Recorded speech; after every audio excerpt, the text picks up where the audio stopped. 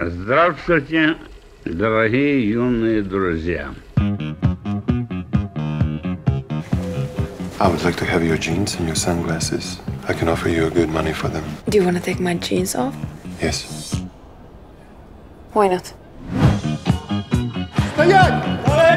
Dabūj kaut ko. Levis, veci, par šitiem mēs kāds 300 рублей dabūs. Ну, приветствуем, товарищ Хейконен, в нашем маленьком, но дружелюбивном коллективе.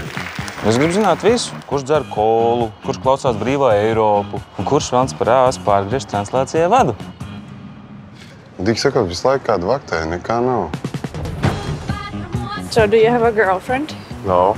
Do you have a boyfriend? Yes.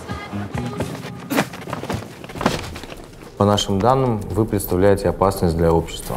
Проверка вашего физического и психического состояния займет 3 недели.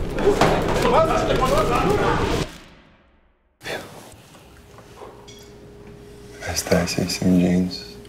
Tu esi stulbs. Iedomājieties, 30 pāri džīns katru mēnesi. Viens pāris pilsētā 200 rubļu.